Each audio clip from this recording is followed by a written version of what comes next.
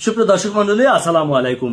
21শে July milestone ট্র্যাজেডির যে ভয়াবহ ঘটনা এবং পরিণতি, সেটি আমি অনেকটা কাছ থেকে দেখেছি এবং ঘটনার কিছুক্ষণের মধ্যেই আমি সেই স্পটে পৌঁছাই।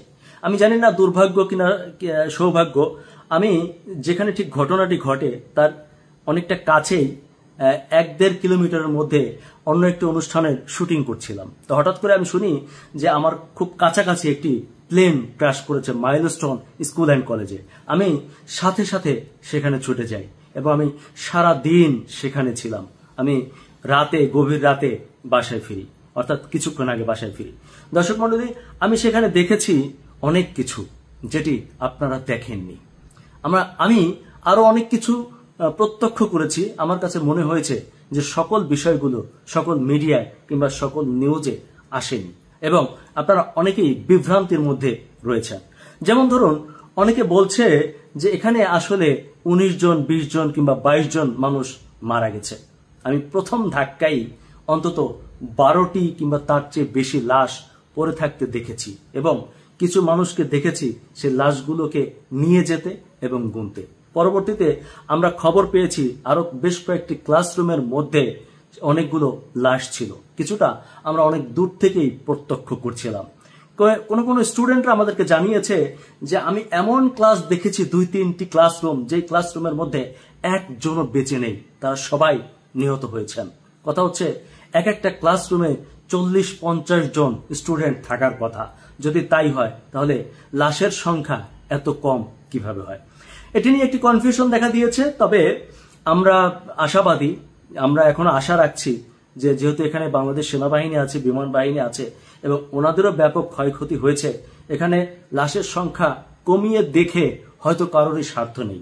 তবুও প্রত্যাশা করব যে লাশের যে সঠিক সংখ্যা সেটি নির্ধারণ করে আপনারা জাতির সামনে তুলে ধরবেন। মনে রাখবেন, তা না হলে এই জাতি কিন্তু আপনাদেরকে কাউকেই কোনোদিনও ক্ষমা করবে না।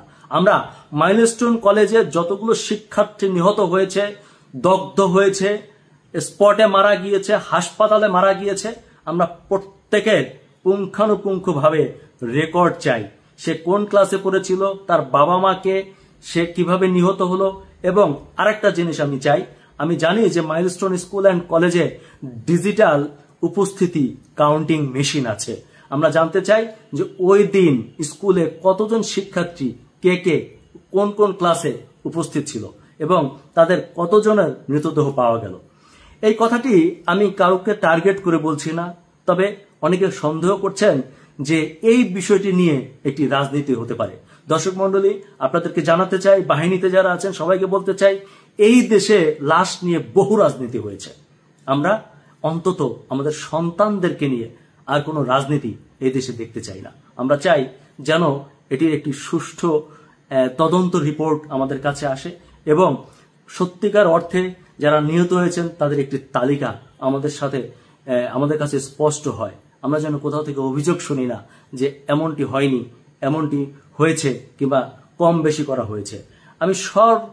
আমি সকল শ্রেণীর, সকল পেশার এবং যারা যে দায়িত্বে যেখানে আছেন, বিভিন্ন মেডিকেলগুলো, মাইলস্টোন স্কুল অ্যান্ড কলেজ, আমাদের সেনাবাহিনী, বিমান বাহিনী যারা আছেন, আশা করি আপনারা সবাই মিলে এই কাজটি করবেন। তা না হলে আপনাদেরকে সবাই কিন্তু দোষের চোখে দেখবে, হয়তো একটা ব্লেম দিবে যেটা করেছে। নিশ্চয়ই আপনারা সেই ব্লেম নেবেন না এবং আপনারা সেটা প্রকাশ্যে আনবেন।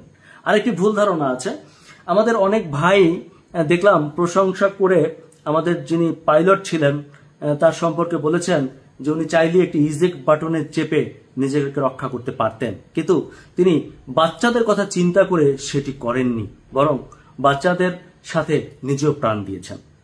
হ্যাঁ, ঘটনাটা ঠিক, কিন্তু আপনাদেরকে জানিয়ে রাখি আমিও স্পটে ছিলাম। আপনাদেরকে জানিয়ে রাখি সঠিক তথ্য হচ্ছে যে পাইলট প্লেন ক্র্যাশের আগেই ইজেক্ট বাটনে চাপ দিয়েছিলেন এবং তিনি প্যারাসুট নিয়ে উপরে উঠে গিয়েছিলেন।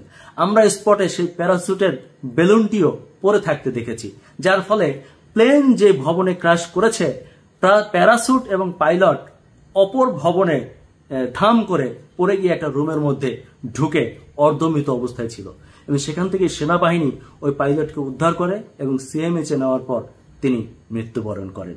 সঠিক তথ্য দিন, সঠিক তথ্যের সাথে থাকুন। ধন্যবাদ।